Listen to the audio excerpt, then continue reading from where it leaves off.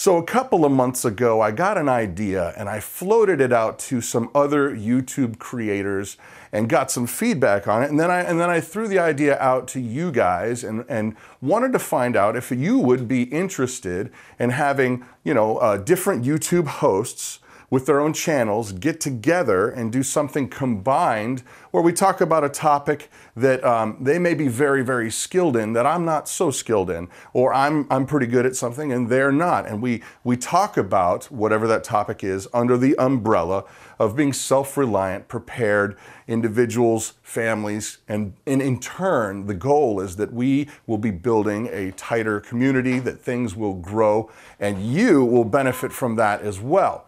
So this video is the first of those conversations, and I think I'm going to go ahead and coin the term Chatstock. So this is Chatstock 0001, and I was super blessed to be able to have the opportunity to do that with Carolina Prepper. He rocked it. And he's a financial guy, so I really want to pick his brain on all of this stuff that's going on. What's the deal with the dollar? How should I prepare? Should I get into precious metals? How should I view money in the possibility of problems? We got trouble, my friends, right here in River City. No big surprise. Everybody knows it.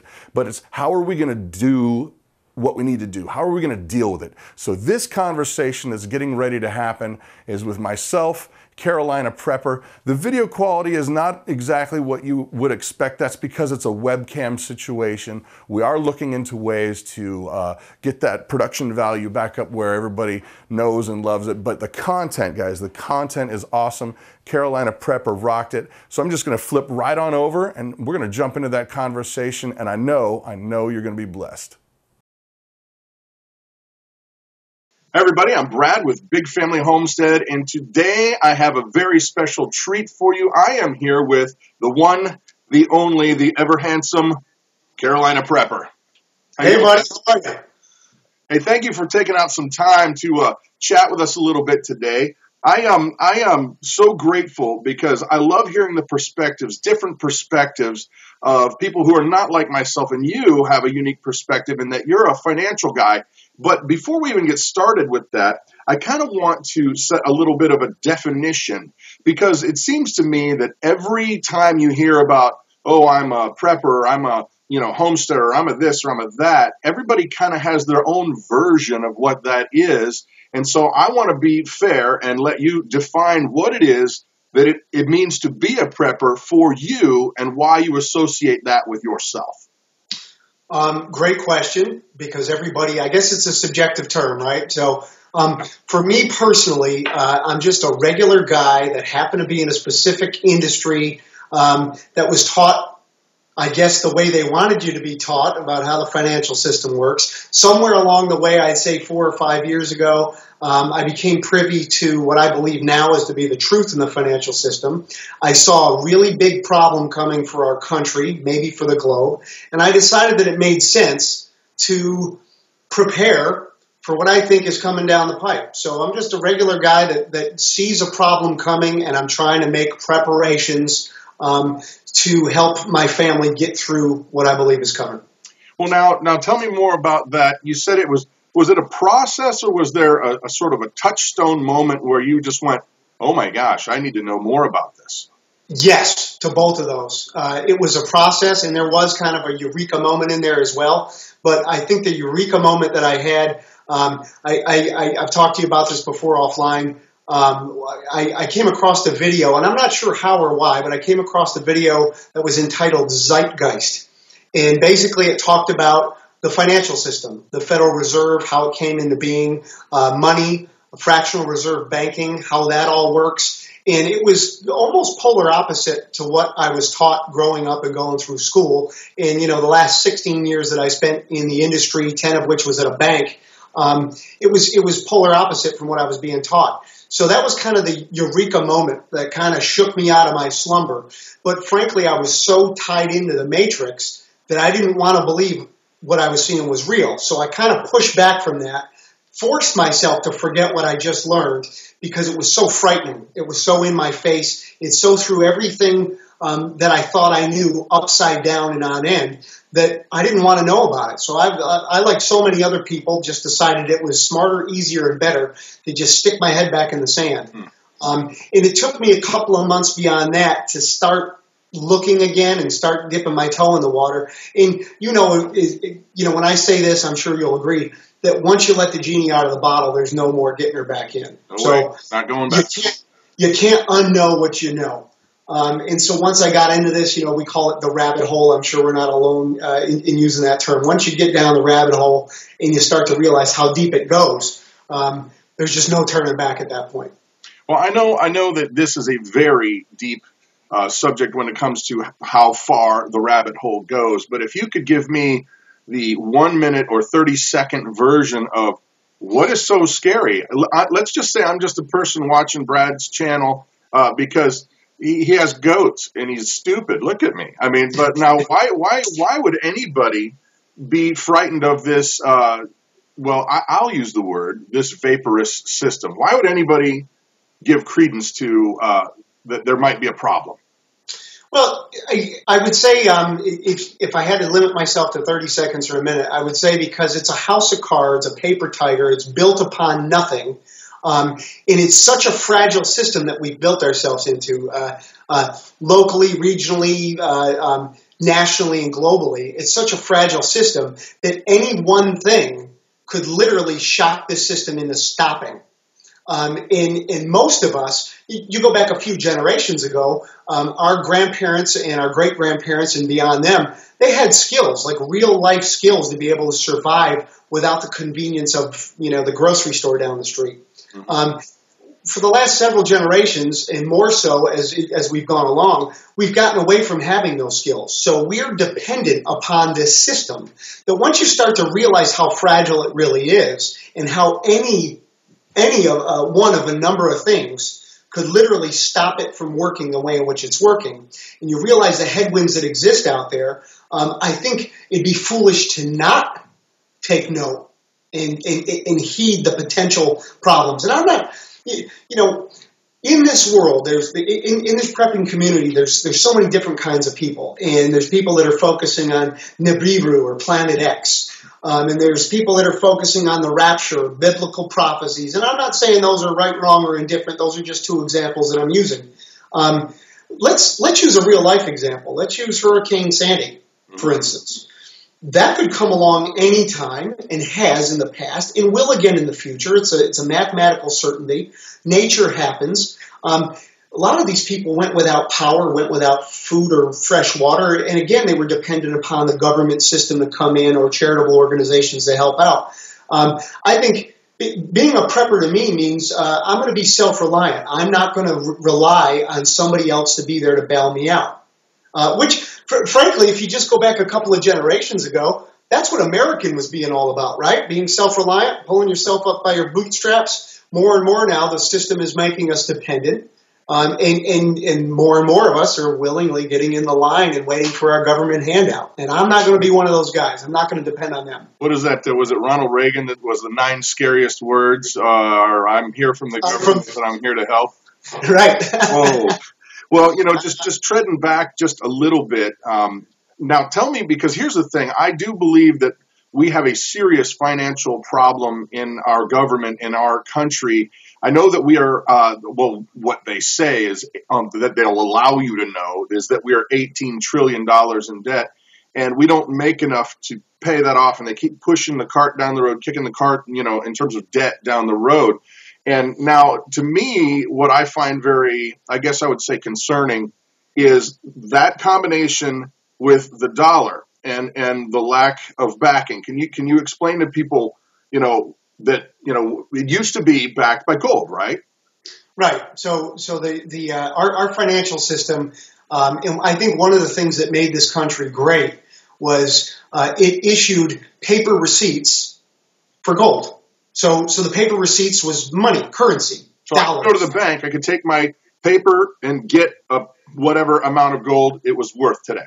Right. So that that was the way it existed for a long time, from when the country basically started up, and even before that. I mean, you go back to ancient times, they had paper currency, but it was always a receipt for real money, which was gold or silver. Okay. And this is going back, thousands of years. Somewhere along the way, bankers decided that, hey, we could issue more paper receipts than we have gold, and we make interest off all that, so that's better for us. So that kind of dovetails in with what Zeitgeist, the movie, talked about, was that, going back thousands of years, bankers figured out that they could issue more paper receipts than the gold they had stored in their vaults, and they make more money because they make interest off of every paper receipt that they put out. So that's not a new concept, but this country was founded upon real money, and in the Constitution, it says that only the Treasury has the power to coin or print money. Well, of course. Why would you have that ability? Right. That's silly. Only the big Uber can. They're the smart ones. We can't be responsible for our own actions. That's silly. But in 1913, for some reason, the banksters were able to buy off certain people in Congress, and they actually started the Federal Reserve Act in 1913. And the Congress willfully gave away the right to print money to a group of private bankers vis-a-vis the Federal Reserve. So you're saying this is not something that is a government-run, overseen. You're saying this is not like the U.S. military. It's not like Congress. It's not like the executive branch. Yeah, I'm not saying that. They've said that. So, Okay. I'm just repeating it. Gotcha. The Federal Reserve is autonomous. It's not a government agency. I guess I've heard this before, and you probably have too.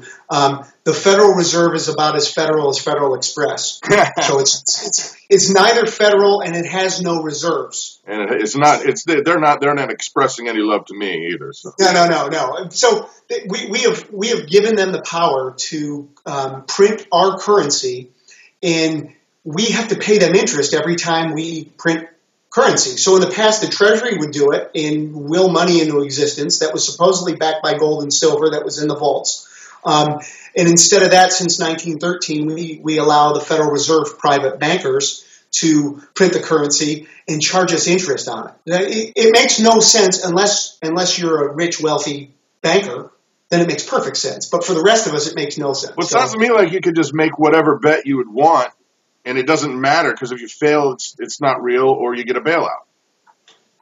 Yeah, I mean, if you're in their club, Wow. yeah, I mean, if you're in the rest of the 99%, then there's certainly consequences to our actions. And I wonder what kind of dues you have to pay to get in that club. I'm not sure my soul could handle that kind of stress. Well, yeah, and I don't know that they're accepting new members, but I wanted to get back because it's real important that we touch on this about money, real money. Real money was gold and silver and has been for thousands of years. It's only been recently where society has bought into the idea that money is paper. Well, it never has been, and frankly, it still isn't. So in the 30s, President Roosevelt closed the gold window and stopped allowing people to turn in their paper receipts, their cash, their currency for gold. In fact, he signed an executive order that basically said all citizens under this executive order have to turn in all their gold. And many people did, and they were paid a sum of, don't quote me on this, let's say $25 an ounce, $23 an ounce, something like that. And then immediately after that period took place, they revalued gold to $30-something an ounce, $33 an ounce, let's say. So immediately there was a bunch of money. Immediately there was a huge adjustment and a loss of purchasing power if you were one of the people that turned in your gold. So the foreign holders of the U.S. dollar still had a gold window open up until Nixon closed it in 1971, I believe was the year, where they closed the foreign gold window. So in effect, our dollar's been backed by nothing but the federal government's promise to pay. But in reality, it's been backed by what they call the petrodollar. It's been backed by oil. So that's a whole other discussion that we can get into at another time. But I guess the takeaway here is our money is really propped up by nothing real anymore. What used to be a paper receipt to turn in for real money is now just a paper receipt. Wow. Well, I can definitely see why it would probably be a very good thing for any self-reliant person, any family, anybody, to make sure that they had some kind of hedge against what could possibly happen in terms of a future financial problem. I mean, I don't want to be the one going, I have no food, no way to feed my family. So that brings me actually to a question for you like this. Like, let's make a hypothetical situation. Maybe take a person or a family who doesn't make a lot of money, kind of scrapes by, but has a little bit extra, and then juxtapose that with somebody who has some more means. What would you suggest from a financial perspective, Guy? What could these hedges be that can benefit us in the event of a cataclysmic financial problem?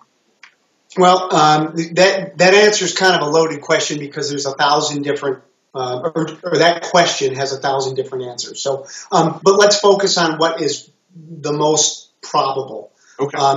The most probable in my mind is there's going to be some type of financial calamity. I don't know when it's going to happen. I don't know what it's going to look like. I don't know how long it's going to last. I have my ideas on all those things. But if whether I consider myself a prepper or a financial, guru or anything in between, I think it's prudent to make certain that if the grocery store supply chain gets disrupted for any reason. And by the way, just I think 2 months ago, we had this big disruption with the longshoremen out on the West Coast. Mm-hmm. And a friend of mine is in the shipping business, overseas shipping business, and he said they were backed up for 3 weeks out there because of the unions not having a contract. And it started to have a supply chain effect throughout the country, especially on the West Coast, but throughout the country. That's just one of the things that can go wrong that doesn't have an asteroid hitting the planet. What are you going to do if your local grocery store doesn't have food? It just stops because the trucks stop moving, and that could be because of a energy crisis. It could be because of a longshoreman strike. You name it. What are you going to do? Well, I don't know about you. I have kids. I know you do. Mm-hmm. I'm going to want to ensure that we have a source of food and water, and hopefully able to maintain some type of shelter, heat in the winter, some type of comfort, some type of security. So whether you have a lot of money or not a lot of money, and that's a relative term, I think it's really important that you spend a couple extra dollars every single week at the grocery store and put back some food that will keep for 6 months, a year, has a decent shelf life to it, and have that. And whether something bad happens or not, you still have that food. You can still eat that food. It's not like you're throwing the money away. As a matter of fact, because inflation happens every single day, it's the silent killer, right? Prices continue to move up because they continue to devalue our dollars, okay, through inflation. If you bought an extra bag of oats or an extra bag of rice or an extra bag of beans, chances are 3 or 6 months from now, if you were going to buy that food anyway, it's going to cost you more 6 months from now than it did today. So you're really actually trying to offset inflation through doing something like that anyway. If you're able to obtain the extra food, a means of purifying water for a prolonged period of time, you have some guns and ammunition for security, you have a means of shelter for you and your family for a prolonged period of time if it's not safe to go outside because there's some type of financial chaos, and you have a bunch of extra money left over, I think it makes absolute great sense to get out of the fiat dollars and put it into something that's real money. And what's been real money for thousands of years? Precious metals. Yep. Gold and silver. Yeah, I mean, I think you've done very well. Now, think about it. Back in 1931, and don't quote me on the numbers, I'm close. 1931, the government said, turn in your gold and we'll give you $20-something an ounce. Well, today, even after a huge pullback from its high at $1,900 and change an ounce, it's $1,200 an ounce. Now, if you kept the cash and put it underneath your mattress, like so many people like to do to be safe, or you buried it in a hole in the backyard and dug it up today, it was $23, right? What's that buy you today versus 1932? Right. Not a whole lot. Yeah. But that ounce of gold certainly kept pace with inflation. So I think it just makes good sense. If you can afford it, get some gold, get some silver. I'm a bigger fan of silver than I am gold for many reasons. But number one is throughout history, there's been about a 16-to-1 ratio. It took about 16 ounces of gold or 16 ounces of silver, give or take, to buy 1 ounce of gold.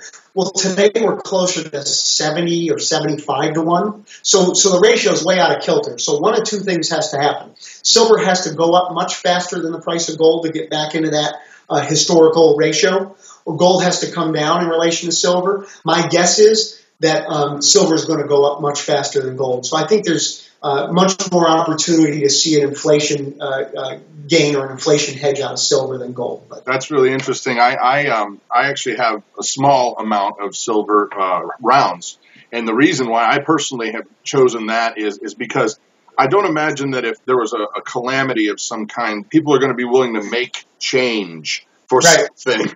So you'd be like, well, this item is, X amount of dollars, and well, I have X amount of silver, or I'm not breaking this gold coin. It's either you take it or you don't take it. So I just went for the more, well, I can always shell you out another silver, but I'm sure as heck not cutting that gold bar in half. Yeah. And like I said, for a variety of reasons, that's another good one, why I favor silver over gold. But again, if you fall way out on the economic line, okay, and you're in the upper echelon of the economic line, certainly one of the problems you can have with silver is at some point, it's so many ounces. How are you going to store it, first off? I mean, are you going to have to buy a separate house to store all your silver? And that's an excellent point to bring up. We're not talking about buying stock in silver. You are talking about physical assets that you have your hands on. Yeah. One of the other risks that exists out there in this current economic system that we're in is everything is digital and on paper. They stopped issuing stock certificates years ago, so you don't even get a physical stock certificate saying that you have ownership or shares of ownership in a company. That's all a thing of the past. It's all digital. And there's counterparty risk in all that as well. So in my estimation, and I'm not the only guy saying this, there's plenty of smarter people than I am, way smarter than me saying this. If you don't have it in your hand, you don't have it. So there's a lot of people out there buying SLV or GLD, which are the exchange-traded funds on the stock exchange, and they own them in their brokerage account. And certainly you can play that and see if you're going to get a gain or a loss in that. I'm a much bigger proponent, if you're going to own this stuff, you own it in physical form and you hold it. Now, that carries with it some risks, and certainly we all have different ideas on how you might store that or where you might put it. And there are companies you can pay to safe keep it for you. But again, there's a counterparty risk there. You have to trust that those people are going to have your gold when you want to go get it. And you're going to be able to access it. So, and that's something that most preppers won't talk about. We'll talk about gold and silver, but we leave it at that. We don't talk about where we get it necessarily. We don't talk about where we store it, how much we have. That sort of I wonder why. For obvious reasons. Right. But yeah, I'm a huge proponent of owning it and owning it outright, physical in your hand. Well, I'll tell you what, this has been really, really awesome, and I'm so glad that you spent some time with us. For the people out there watching, my goal, and I know Carolina Prepper's goal, is that we want to bring you content that is important and interesting and entertaining to watch, but something that you're going to get something out of too. And that said, today's design was merely to be an overview for you guys to get a little bit of information about Carolina Prepper, understand who he is. He's not some wacky kook. He's got some seriously excellent information. And I would encourage you right now, if you have not already, go subscribe to his channel, like the video, check out his other stuff. He's got a lot of good stuff on there. But my point is this, that we're going to continue doing these videos as long as we have good content and we can bring you some information that we feel is of value and that you guys are going to like. That said, I would love for you to shoot some questions down in the comments below. Say, I'd like to hear about this. Like to hear about that. I'm more interested in physical disc, gold, whatever it is. Put those thoughts down there so that we can go ahead and address them. And as long as we're bringing you good content, we're going to keep after it. So you have the final word, Mr. Carolina Prepper.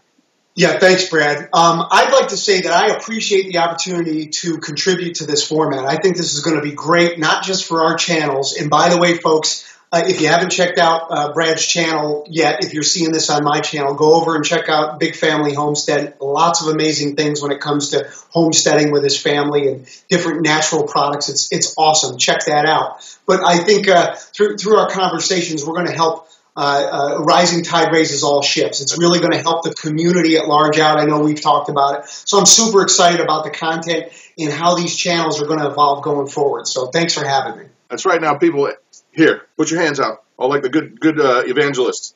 I don't know. I don't know what the heck I'm talking about. I'm done. I'm done. I just want you to know, thank you so much for watching. Carolina Prepper, thank you. Brad with Big Family Homestead, you have an amazing day.